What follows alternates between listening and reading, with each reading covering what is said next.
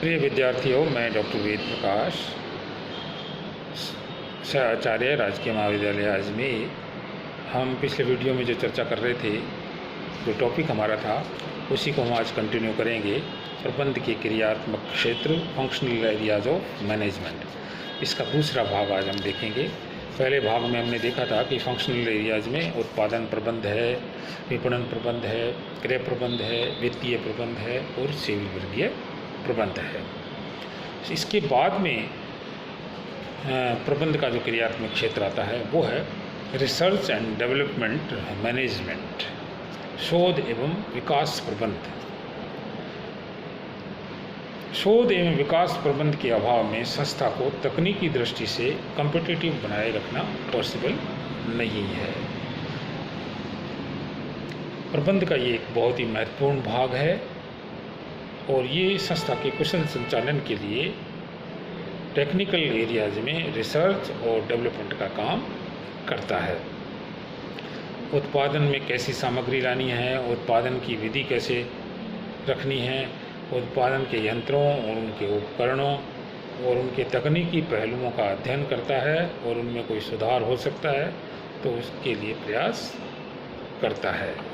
तो ये एक बहुत बड़े संस्थानों में ही प्रबंध की ये शाखा देखने को मिलती है। छोटे जो संस्थान हैं वहाँ पर रिसर्च एंड डेवलपमेंट मैनेजमेंट की उपस्थिति नज़र नहीं आएगी। वे बहुत ही महत्वपूर्ण प्रबंध की शाखा है। ऑफिस मैनेजमेंट, कार्यालय प्रबंध।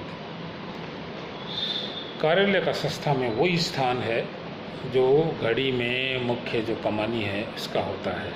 कार्यालय के चारों तरफ ही सारी एक्टिविटीज चलती हैं। कार्यालय प्रबंध संस्था के संपूर्ण प्रबंध के लिए एक प्राइमरी शर्त है। कार्यालय प्रबंध एक और संस्था के लिए आवश्यक सूचनाएं इकट्ठी करता है, उन्हें व्यवस्थित करता है, उनके रिकॉर्ड रखता है और दूसरे ओर मांगने पर सभी विभागों को आवश्यक सूचनाएं और आंकड़े उपलब्ध कराता है। संस्था के बाह्य और आंतरिक संसार में कोऑर्डिनेशन रखने का काम भी ऑफिस मैनेजमेंट करता है। कार्यालय प्रबंध पत्रों और संचार के माध्यम से और व्यक्तिगत रूप से सभी पक्षकारों से संपर्क बनाए रखता है और सभी के साथ में इसका संवाद बना रहता है और इसके संचालन में आजकल कंप्यूटर भी बहुत ही इम्पोर्टेंट रोल अदा करने लगे हैं। तो ऑफिस मैनेजमेंट भी बहुत ही इम्पोर्टेंट एक एरिया है प्रबंध का। ट्रांसपोर्ट मैनेजमेंट, परिवहन प्रबंध भी संस्था के प्रबंधकों का विभाग है जो माल या सामग्री के परिवहन को सुनिश्चित करता है, उसकी व्यवस्था करता है।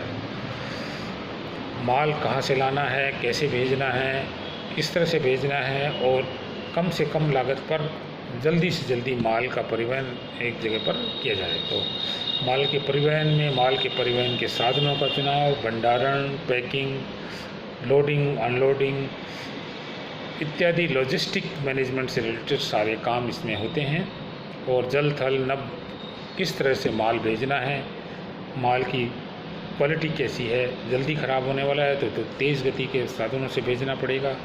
तो कई तरह की चीज़ें इसमें देखनी पड़ती है। तो ट्रांसपोर्ट मैनेजमेंट भी संस्था का एक बहुत ही महत्वपूर्ण भाग है। अनुरक्षण या संस्थापन प्रबंध, मेंटेनेंस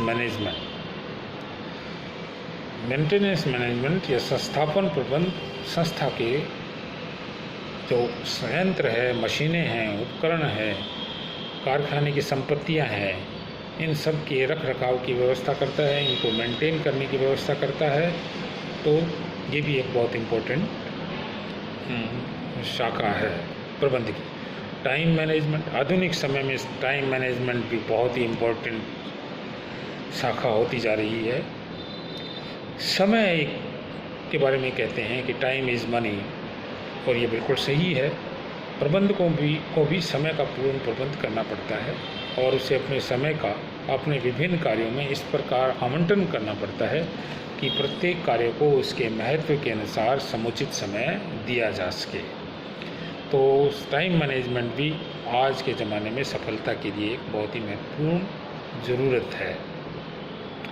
वातावरण एवं सामाजिक दायित्व प्रबंध, environment and social responsibility management. Environment पर भी आजकल बहुत ज़्यादा जोर देने लगा है।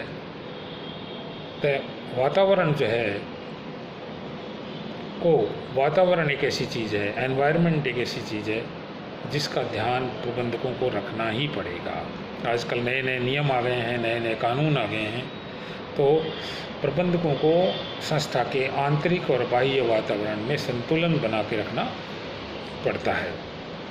और इसी तरह से सोशल रिस्पॉन्सिबिलिटी का जो एंगल है उसका भी ध्यान रखना पड़ता है। अपने ग्राहक, अपने सप्लायर, सरकार, अपने कर्मचारी और लोकल जो कम्युनिटी है वो, और कॉम्पिटिटिव जो संस्थान है, हमारे जो प्रतिस्पर्धी संस्थाएं हैं, सरकार है, श्रम संघ है, हमारे इन्वेस्टर्स हैं, ये सभी के साथ हमें अपना कोऑर्डिनेशन बढ़ाना पड़ता है और इन सब के प्रति अपने सामाजिक दायित्वों का निर्वाह भी करना पड़ता है। इनमें से अगर कोई भी व्यक्ति नाराज़ हो गया, इनमें से अगर कोई भी समुदाय नाराज़ हो गया तो हमारा काम करना मुश्किल हो जाएगा। तो सामाजिक दायित्व प्रबंध और वातावरण प्रबंध भी प्रबंध का एक महत्वपूर्ण क्रियात्मक क्षेत्र है। तो ये प्रबंध के क्रियात्मक क्षेत्र हैं जो सभी संस्थाओं में देखने को मिलते हैं। जो बड़ी कुछ के क्रियात्मक क्षेत्र छोटे संस्थानों में देखने को नहीं मिलते। तो संस्थान की जो रिक्वायरमेंट है, उसकी जो आवश्यकताएं हैं, उसके अकॉर्डिंग ये सब क्रियात्मक क्षेत्र में नज़र आते हैं। आज के लिए बस इतना ही। इसके आगे का वीडियो हम नेक्स्ट वीडियो में इससे आगे का अध्ययन करेंगे। धन्यवाद। जय हिंद।